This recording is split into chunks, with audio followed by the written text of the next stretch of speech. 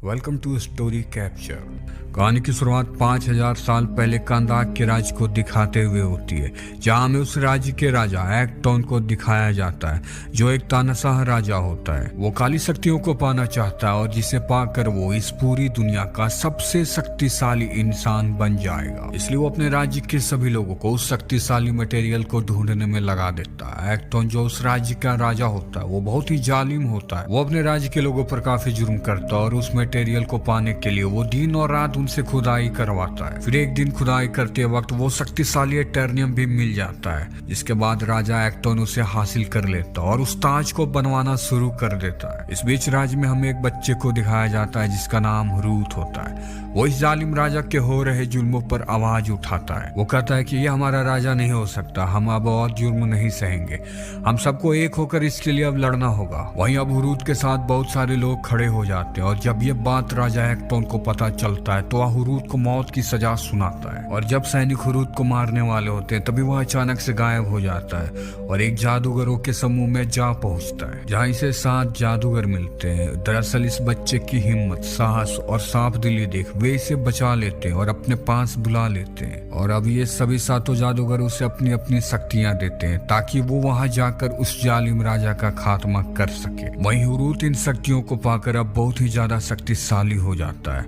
जिसके बाद वे अपने राज्य जाता है और राजा एक्टोन के साथ पूरे राज्य को भी तबाह कर देता है। और यह बात जब उन जादूगरों को पता चलता है तो वह एडम से उसकी शक्तियों को छीनना चाहते हैं, क्योंकि उसकी शक्तियों की वजह से राज्य के कई बेगुनाह लोगों की जानें चली गई होती है। इसलिए एडम को वो एक गुफा में कैद कर देते और साथ ही उस ताज को भी। यहीं से एक कहानी 5000 साल आगे जाती है, जहां में इसी राज्य कंदाक के राज्य को दिखाया जाता है। पर यह राज्य पहले जैसा नहीं होता, पर आज भी उस शहर में एट्रिनियम के लिए खुदाई जारी होती है और उस शहर में हमें एड्रियाना को दिखाया जाता है, जो उस ताज को ढूंढ रही होती है। दरअसल राजा एक्टोन के खात्मे के बाद इन जादूगरों ने उस ताज को इसी शहर के किसी कोने में छुपा दिया होता है ताकि वो ताज किसी गलत हाथों में ना चला जाए। लेकिन इस शहर में ऐसे कई गैंग्स होते हैं जो उस ताज की तलाश कर रहे होते हैं और उन्हीं में से एक एड्रियाना भी होती है, जो नहीं चाहती कि किसी भी गैंग्स के हाथ वो ताज लगे। लेकिन वो जो ताज का नक्शा होता है वो उन्हीं गैंग्स के लोगों के पास होता है। फिर एक दिन एड्रियाना उनके नक्शे को चुरा लेती है और उसी जगह पहुंच जाती है जहां जादूगरों ने उस ताज को छुपाया होता है और साथ ही उस ब्लैक एडम को भी। वो उस ताज को हासिल कर लेती है, पर एड्रियाना के साथी में से जो एक स्माइल होता है वो उन्हीं गैंग्स में से एक होता है। वो अपने गैंग्स वालों को एक मैसेज देता है और कुछ ही पल में गैंग्स के कई लोग वहां आ जाते हैं और एड्रियाना से उस ताज को ले लेते हैं।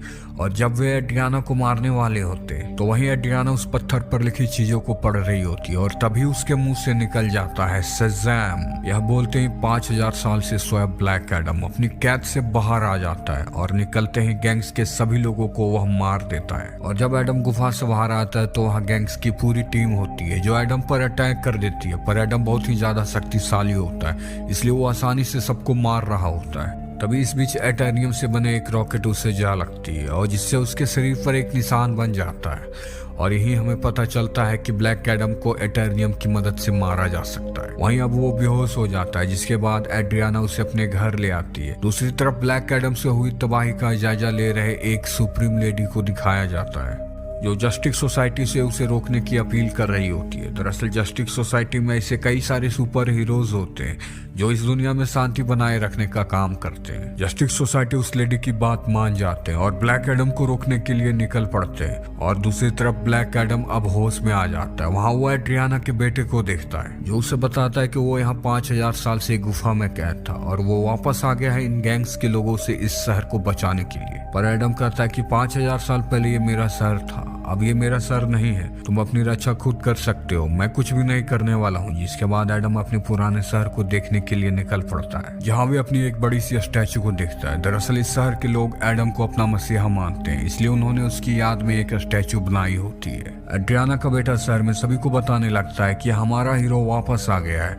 वहीं अब जस्टिस सोसाइटी भी उसे रोकने के लिए उस शहर में आ गई होती है। वो ब्लैक एडम को समझाने की कोशिश करते हैं और इस बीच जस्टिस सोसाइटी और ब्लैक एडम के बीच फाइट होनी शुरू हो जाती है। जस्टिस सोसाइटी ब्लैक एडम के सामने टिक नहीं पाते क्योंकि वो बहुत ही ज्यादा शक्तिशाली होता है। फिर डॉक्टर फैट को एड्रियाना के पास वो ताज दिखाई देता है वो एड्रियाना से मदद मांगते हैं कि एडम को किसी भी तरह से पकड़ना होगा, नहीं तो हमें काफी बर्बादी देखने को मिलेगी। वे बताते हैं कि 5000 साल पहले इसी ने इस शहर को बर्बाद किया था। ये बहुत ही खतरनाक है, ये तुम्हारी किसी भी तरह से कोई भी मदद नहीं करने वाला। जहाँ ये बात सुनकर एड्रियाना उनकी मदद करने के लिए तैयार हो जाती है और वो उन्हें एडम के पास ले जाती है। और इस दौरान इस्माइल उसके घर पर पहुंच जाता है, पर वहां उसे वो ताज नहीं मिलता, इसलिए वो एड्रियाना के बेटे को अपने साथ ले जाता है। जिसके बाद जस्टिस सोसाइटी और ब्लैक एडम एक होकर दोनों साथ में उस बच्चे को ढूंढने के लिए निकल पड़ते हैं।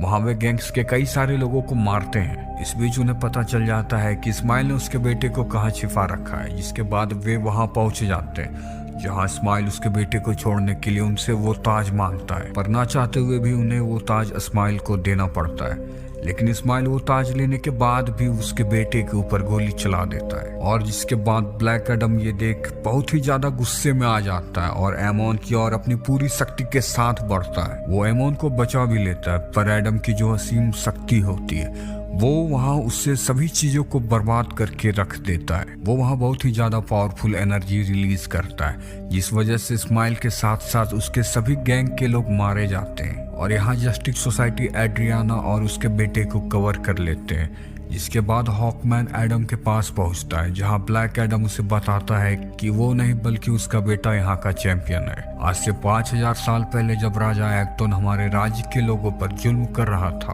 वो मेरा बेटा था जिसने इस जालिम राजा के जुल्म पर आवाज उठाई थी। और जब सैनिक उसे मारने वाले होते हैं, तब उसकी नेक सच्ची दिली देख जादूगरों ने उसे बचाया और उसे शक्तियां दी। और इधर जब राजा उसे खोज नहीं पाते हैं, तो वो हमें उसके बदले चुनते हैं। हमें मारा जाता है, मेरी बीवी दम तोड़ देती है, मैं भी अधमरा हो गया होता हूँ। तभी वहाँ हुरूत आता है। हुरूत के पास काफी सारी शक्तियाँ होती है, वो अपनी शक्तियाँ मुझे दे देता है। और जब हम बात कर रहे होते हैं, तभी एक्टोन के सैनिक मेरे बेटे के ऊपर हमला कर देते हैं, जिससे उसकी मौत हो जाती है। और यह देख मैंने अपना होशो हवास खो दिया और वहाँ सैनिकों के साथ साथ राजा एक्टोन को भी मार दिया। पर मेरी जो शक्तियाँ थी वो मेरे भी बस में नहीं होती, जिससे कि वह पूरा शहर तबाह हो जाता है। वो कहता है कि मैं इन शक्तियों के लायक नहीं हूँ। फिर वो सजैम बोलता है और अपने आप को जस्टिस सोसाइटी के हवाले कर देता है। वहीं जस्टिस सोसाइटी एडम को लेकर समंदर के एक जेल में कैद कर देते हैं। वहीं हमें दूसरी तरफ इस्माइल को दिखाया जाता है, जो हेल के डिमन से उनकी शक्तियों को मांगता है। दरअसल इस्माइल को पता होता है कि इन शक्तियों को पाने के लिए उसे कोई तब मारे जब उसके हाथों में वो ताज हो और जिससे डिमन तक जाने का रास्ता खुल जाए। इसलिए वो एडम को उकसाने के लिए गोली चलाता है और ताज और उसकी शक्तियों से वो दरवाजा भी खुल जाता है। डिमन से उसे शक्तियां मिल भी जाती है और जिसे पाने के बाद वो सब्बाग बन गया होता है। वहीं डॉक्टर फैट जो भविष्य देख सकते हैं, उसे हॉकमैन की मृत्यु के विजन आ रहे होते हैं। अब उन्हें भी पता चल जाता है कि इस्माइल हेल से उन शक्तियों को पाकर वापस इस दुनिया में आ गया है। वे उसके बाद इस्माइल यानी सब्बाग को रोकने निकल पड़ते हैं, पर सब्बाग की शक्तियों के सामने ये टिक नहीं पाते। डॉक्टर फैट जानते थे कि अगर ये ऐसे ही लड़ते रहे तो हॉकमैन मारा जाएगा और ये ऐसा नहीं चाहते थे। इसलिए डॉक्टर फैट अपनी शक्तियों की मदद से कंदाक के महल के बाहर एक दीवार बना देते हैं और अकेले ही सब्बाग से लड़ने लग जाते हैं। वहीं डॉक्टर फैट को एहसास होता है कि एडम ही है जो सब्बाग को रोक सकता है, इसलिए वो अपनी पावर्स की मदद से एडम से कनेक्ट होते हैं और उससे मदद मांगते हैं। जिसके बाद एडम वहां से निकल पड़ता है और जैसे ही पानी के बाहर आता है वो बोलता है शज़ैम, और ये बोलते ही उसके पास उसकी सारी शक्तियां वापस आ जाती है और तुरंत ही उन्हें बचाने के लिए निकल पड़ता है। और जहां पहुंचते ही उसे पता चलता है कि डीमन ने डॉक्टर फैट को मार दिया है। अब दोनों के बीच फाइट होनी शुरू हो जाती है और ये फाइट दोनों की काफी टक्कर की होती है, पर एडम सब्बाग को मार देता है और जिसके मरते ही हेल के सभी शैतान गायब हो जाते हैं। जिसके बाद हमें वही सुप्रीम लेडी को दिखाया जाता है, जो ब्लैक एडम को इस शहर से बाहर ना जाने की हिदायत दे रही होती है। वो कहती है कि मेरे पास और भी सुपर हीरोज हैं तुम्हें रोकने के लिए, तो ध्यान रखना कि तुम इस शहर से बाहर ना जाओ। ब्लैक एडम कहता है कि मुझे इससे कोई फर्क नहीं पड़ता, मैं जो चाहूंगा मैं वो करूंगा। जिसके बाद यहाँ सुपरमैन की एंट्री होती है और ऐसे ही ये कहानी अब खत्म होती है।